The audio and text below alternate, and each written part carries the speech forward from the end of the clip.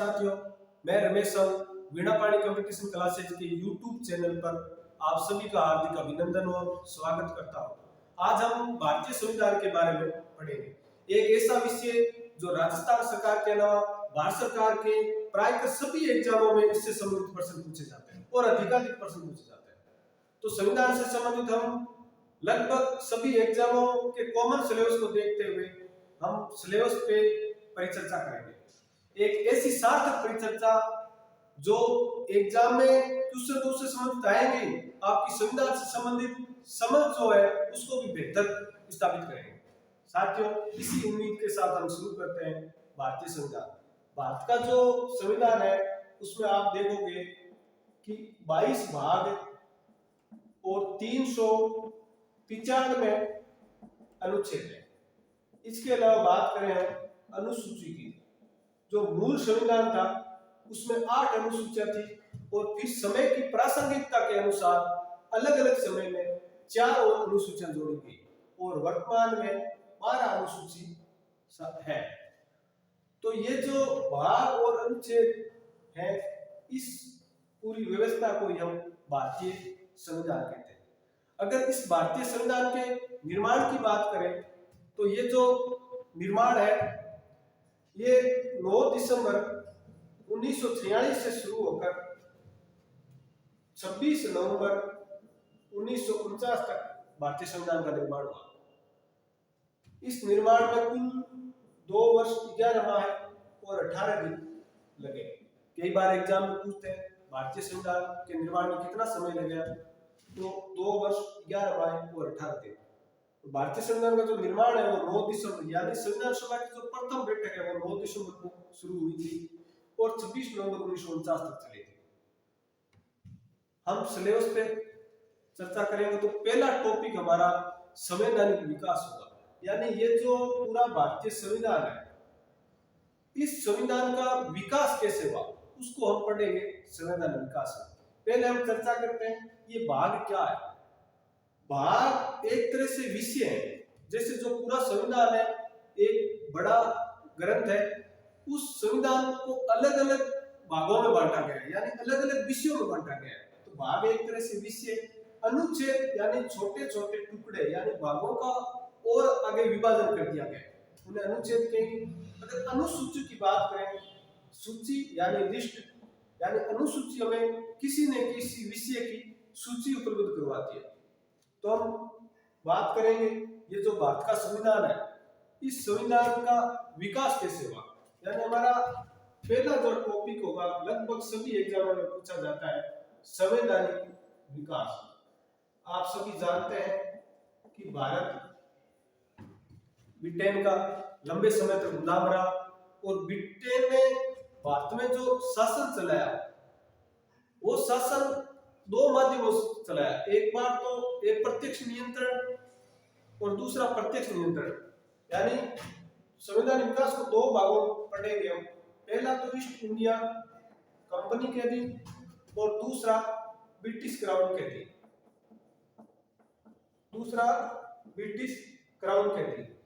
East India company के अधीन जो संविधान विकास हुआ वो 1773 से लेके 1858 ईस्वी तक चलता रहा।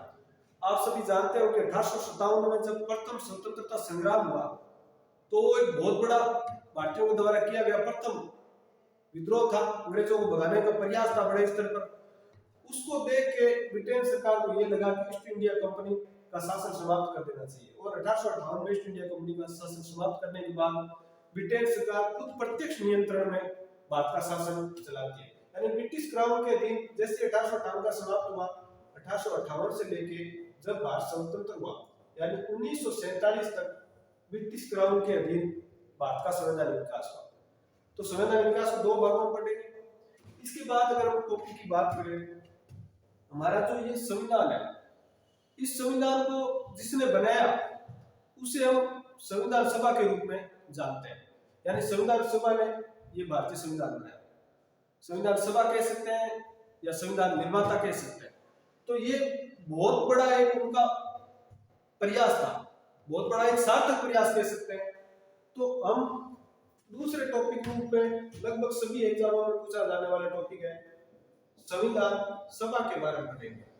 यानी संविधान सभा से संबंधित जो महत्वपूर्ण व्यक्ति है उनका योगदान, इनके अलावा जो संविधान का निर्माण हुआ वो अलग अलग समितियों के माध्यम से हुआ, तो मुख्य मुख्य समितियों के बारे में चर्चा करेंगे।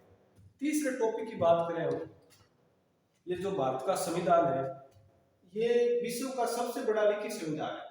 आप सभी जानते हैं कि भारत का जो संविधान है विश्व का सबसे बड़ा लिखित संविधान है। तो ये इतने बड़े लिखित, इतने बड़े संविधान को अगर किसी भारत के नागरिक को जानना हो तो क्या ये पूरा ग्रंथ पढ़ेगा? इतना बड़ा संभव नहीं है। यानी अगर मूल रूप से मोटे रूप से भारतीय संविधान को जानना है तो इसका जो सार है वो प्रस्तावना के रूप में उल्लेख मिलता है उसका। तो तीसरा टॉपिक हम पढ़ेंगे प्रस्तावना। भारतीय संविधान के क्या क्या उद्देश्य हैं उन सब की हम चर्चा प्रस्तावना में करेंगे। ये जो सिलेबस के 3 टॉपिक है ये इन भागों से अलावा है। इसके अलावा जो भी सिलेबस में टॉपिक होंगे कुछ इनसे इतर भी होंगे और लगभग और सभी जो टॉपिक होंगे वो इन 22 भागों या 395 अनुच्छेदों के अंतर्गत ही शामिल होंगे। तो अब हम भाग और अनुच्छेद के बारे में चर्चा करते हैं। साथियों कई बार प्रश्न पूछते हैं विश्व का सबसे बड़ा लिखित संविधान किसका है, तो वो आप बताओगे भारत का। और एक ऐसा देश है जिसका संविधान लिखा गया नहीं है, यानी अलिखित संविधान है, वो है ब्रिटेन का, आप ध्यान रखेंगे। अब हम बात करते हैं भाग और अनुच्छेद। एक तरफ हम भाग लिखेंगे और दूसरी तरफ हम अनुच्छेद लिखेंगे। आपको पहला मैं आइडिया दे दूं, जैसे भाग मैंने बताया आपको विषय है, विषय यानी जैसे गणित एक विषय हो गया, विज्ञान एक विषय हो गया, हिंदी एक विषय हो गया, ये तो एक तरह से भाग है। और इन विषयों का जैसे डिवाइडेशन होता है, अलग अलग प्रश्नावली होती है या अलग अलग पार्ट होते हैं। जैसे गणित में आप देख सकते हो लाभ हानि हो गया, प्रतिशत हो गया, अनुपात समानुपात हो गया। तो ये तो विषय जो है ये तो भाग कहलाएंगे और ये जो इनके पार्ट है, इनका जो विभाजन है ये कहलाएंगे हमने अनुच्छेद। इसी क्रम में हम करते हैं शुरू। हम बात करते हैं पहले भाग की। जो पहला भाग है वो केंद्र और राज्य क्षेत्र से संबंधित है। भाग 1 के अंतर्गत अनुच्छेद 1 से लेकर 4 तक आते हैं। ये जो पहला भाग है इससे संबंधित बहुत कम एग्जाम में प्रश्न पूछते हैं। एकमात्र क्वेश्चन बनता है कि हमारा जो देश है उसका नाम भारत है या इंडिया है। इस दोनों नाम का उल्लेख किस अनुच्छेद से मिलता है? वो है अनुच्छेद 1। यानी भारत या इंडिया नाम का उल्लेख किस अनुच्छेद से मिलता है? वो है अनुच्छेद 1। इसके अलावा भाग 1 में केंद्र और राज्य से संबंधित, यानी भारत के जो राज्य है उन राज्यों का निर्माण, उन राज्यों की सीमाओं में परिवर्तन या कोई दूसरे देश से जो क्षेत्र हम प्राप्त करते हैं उसके संबंध में जो भी नियम है उन नियमों का उल्लेख 1 से लेकर 4 तक अनुच्छेद में उनका वर्णन है। हम पॉलिटी में एक शब्द है केंद्र को संघ भी कहते हैं, आपको आगे पढ़ने को मिलेगा। केंद्र को चाहे संघ को एक ही बात है। दूसरे भाग की बात करें तो दूसरा भाग है नागरिकता से संबंधित और इसमें अनुच्छेद जैसे पहले भाग में 4 तक अनुच्छेद होंगे, दूसरे भाग में यहाँ 5 से शुरू होंगे और 11 अनुच्छेद आएंगे। यानी भारत की नागरिकता से संबंधित क्या नियम है, कौन कौन भारत के नागरिक होंगे, किस प्रकार भारत की नागरिकता प्राप्त की जा सकती है, किस प्रकार भारत की नागरिकता छीन सकती है, उसके संबंधित सारा उल्लेख इसमें मिलेगा। यह भी सिलेबस में ने के बराबर पूछा जाता है। इसके अलावा हम भाग 3 की बात करें तो भाग 3 में जो है उसमें मूल अधिकारों का वर्णन है। मूल अधिकार कह सकते हैं या मौलिक अधिकार कह सकते हैं, एक ही बात है। ये मौलिक अधिकार अनुच्छेद 12 से शुरू होकर अनुच्छेद 35 तक इसमें वर्णन है। भाग जो 4 है उस 4 में नीति निर्देशक तत्वों का वर्णन है। नीति निर्देशक तत्व। नीति निर्देशक तत्व जो है वो अनुच्छेद 36 से लेके 51 तक है। अब इसके अलावा अगर हम बात करें भाग 4 के की, हिंदी में के कह सकते हैं और अंग्रेजी में के को अंग्रेजी में ए से प्रदर्शित करें। 4 के में मूल कर्तव्यों का वर्णन है। मूल कर्तव्यों का, ये जो मूल कर्तव्य है ये 51 के में रखे गए। आप देखोगे जो भारत का मूल संविधान था, यानी मैंने बताया 26 नवंबर 1949 को जो मूल संविधान, जो हमारा संविधान निर्माण हुआ, संविधान का निर्माण हुआ, उस तक के जो संविधान है उसका भागों में उल्लेख है। उसके बाद जो संविधान संशोधन के द्वारा जोड़े गए हैं उनको के या ए से प्रदर्शित करेंगे। जैसे 4 के आगे के ए लगा है और इधर अनुच्छेद 51 के आगे के लगा है। इसका मतलब ये है कि इसको बाद में जोड़ा गया संविधान संशोधन के द्वारा। ये हमारे 4 भागों का उल्लेख। अब हमें देखो, अगर हम ध्यान से देखते हैं तो हमें कहीं भी ट्रिक वगैरह की कोई जरूरत नहीं होती। अब अनुच्छेद क्रम से हम याद करते हैं तो देखो, हम भारत का संविधान पढ़ रहे हैं तो ये स्वाभाविक है भाग 1 में तो केंद्र के बारे में, और भारत कैसे बनता है, भारत राज्यों से मिला के बनता है। तो पहले अनुच्छेद में केंद्र और राज्यों का वर्णन होगा, हमारे देश का नाम होगा। इसके बाद भाग 2 की बात करते हैं, देश कब बनता है, जब उसमें नागरिक होते हैं, और जो स्वतंत्र देश होता है वो अपने नागरिकों को सबसे अधिक प्राथमिकता देता है। तो दूसरे भाग में नागरिकता के बारे में पढ़ेंगे। और तीसरा जो भाग है उसमें मूल अधिकार। देखो, हम जो स्वतंत्र है उस स्वतंत्रता का सबसे बड़ा जो बेनिफिट है वो हमें मूल अधिकारों के रूप में, और कोई भी जो स्वतंत्र देश है वो अपने नागरिकों को मूल अधिकार उपलब्ध करवाता है।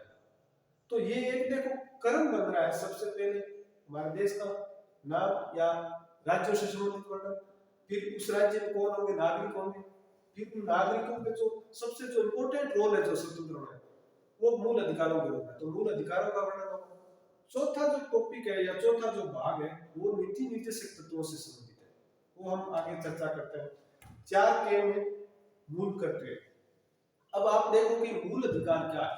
मूल अधिकार हमारा जो भारतीय संविधान है, इस संविधान ने नागरिकों को कुछ मूल अधिकार दिए। अगर उन मूल अधिकारों का कोई भी उल्लंघन करता है तो हम न्यायालय जा सकते हैं और न्यायालय के द्वारा हमें न्याय प्राप्त होता है। ये ही स्वतंत्र होने का सबसे बड़ा फायदा है। ये जो मूल अधिकार है ये संविधान ने नागरिकों को दिए हैं, और इनका किसी के द्वारा उल्लंघन होने पर कोई भी नागरिक सर्वोच्च न्यायालय या उच्च न्यायालय जा सकता है। ये वाद योग्य है। चौथे टॉपिक की, चौथे भाग की बात करें तो ये नीति निर्देशक तत्व है। देखो, नीति निर्देशक तत्व के बारे में हम थोड़ी सी चर्चा कर लेते हैं। ये जो नीति निर्देशक तत्व है ये भी हमें, ये संविधान ने कुछ निर्देश दिए, संविधान ने कुछ निर्देश दिए। वो निर्देश किने दिए हैं, वो सरकारों को दिए, वो सरकारों को दिए। सरकारें कौन सी, चाहे केंद्र सरकार हो चाहे राज्य सरकार हो, उनको कुछ निर्देश दिए कुछ विषयों से संबंधित, आपको भाई ये कार्य करना चाहिए, ये नैतिक है। जैसे मान लो कोई गरीब है, उन गरीबों के कल्याणकारी कार्य के लिए, जैसे कोई SC ST है उनके उत्थान के लिए, जैसे कोई निर्बल है, कोई दुर्बल है, कोई शारीरिक विकलांग है, या जो भी कोई विकास की परियोजना वगैरह चला रही है।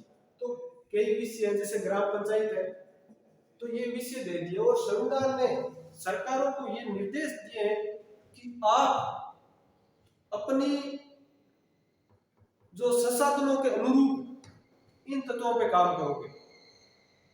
तो ये एक तरह से कह सकते हैं ये जो नीति निर्देश तत्व है ये वाद योग्य नहीं है। यानी अगर राज्य इनकी पालना नहीं भी करते हैं तो हम न्यायालय नहीं जा सकते, जबकि मूल अधिकारों का उल्लंघन होने पर हम न्यायालय में जा सकते हैं। ये मूल अंतर है मूल अधिकार और नीति निर्देशक तत्व। वैसे डिटेल से हम जब टॉपिक पढ़ेंगे उसमें पढ़ेंगे। तो हमारे 4 भाग होंगे। चौथा भाग जो है वो मूल कर्तव्य बाद में जोड़े गए 42वें संविधान संशोधन द्वारा 1976 में। इसके अलावा हम पांचवें भाग की बात करते हैं, वो होगा पांचवा भाग है केंद्र सरकार से संबंधित। केंद्र सरकार से संबंधित जो भाग है वो है भाग 5। भाग 5 में हम पढ़ेंगे केंद्र सरकार के बारे में। केंद्र सरकार के बारे में जब भाग पढ़ेंगे तो इसमें अनुच्छेद 52 से लेके 151 तक अनुच्छेद है, 100 अनुच्छेद है। तो ये देखें तो हम किताबों से बुक से पढ़ लेते हैं, हमारी प्राय के नजर नहीं जाती। ये जो भाग है इसमें सबसे अधिक अनुच्छेद है, यानी प्रश्न पूछ सकते हैं ऐसा कौन सा भाग है जिसमें सबसे अधिक अनुच्छेद समाहित है, वो हमारा होगा भाग 5। अब साथियों आप सभी जानते हो कि 10th की किताब में दे रखा है सरकार के कितने अंग होते हैं। सरकार के 3 अंग हैं। जो 3 अंग है उनमें अगर पहले अंग की बात करें वो है कार्यपालिका, अगर दूसरे अंग की बात करें हम वो है विधायिका, या हम कह सकते हैं व्यवस्थापिका।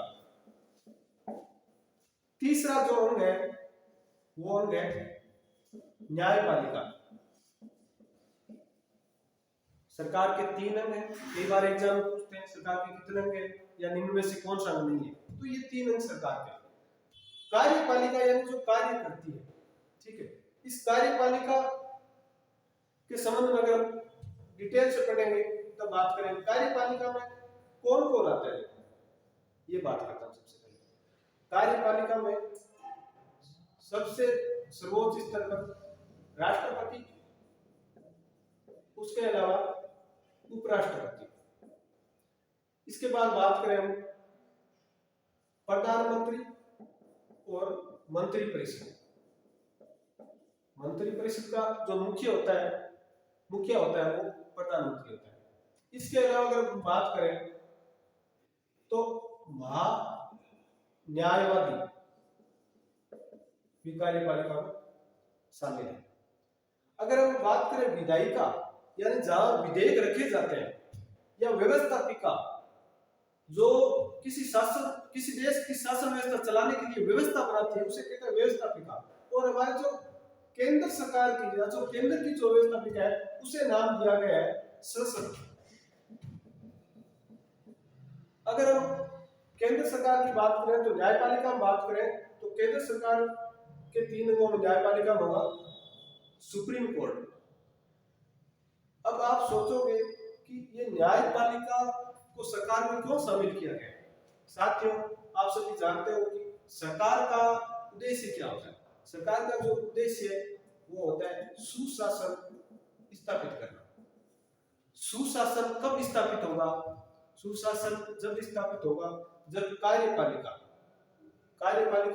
अच्छी नीतियों का निर्माण करेगी और उन नीतियों का बेहतर ढंग से क्रियान्वयन हो पाएगा।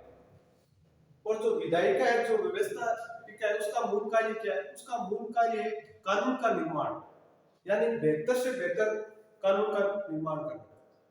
और ये न्यायपालिका का जो मुख्य कार्य है, जो संसद कानून बनाती है उन कानूनों की देखरेख करना, और इसके अलावा जो नीतियों का क्रियान्वयन हो रहा है उन नीतियों का क्रियान्वयन क्या धरातल पर हो रहा है, उन दोनों चीजों की देखरेख करना।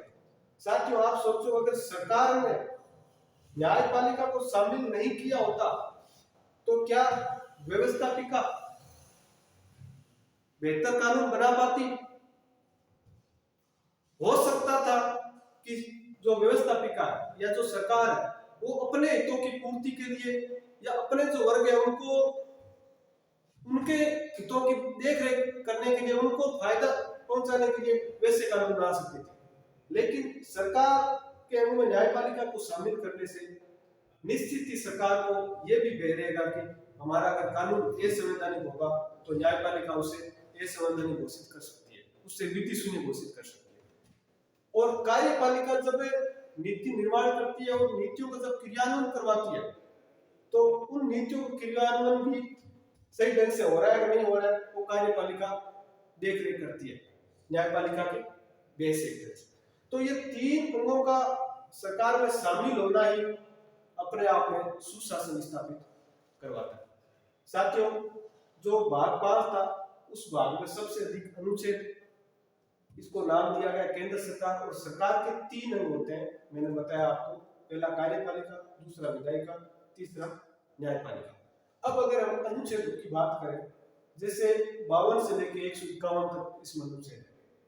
जो कार्यपालिका है उसमें 52 से लेकर 78 तक अनुच्छेद है। फिर 78 के बाद जो हमारी संसद है, जो व्यवस्थापिका है, या 79 से शुरू होके 122 तक अनुच्छेद शामिल है। 123 में आप सभी जानते हो कि राष्ट्रपति को अध्यादेश जारी करने की शक्ति है। और 124 से लेकर 147 तक सर्वोच्च न्यायालय के बारे में वर्णन है।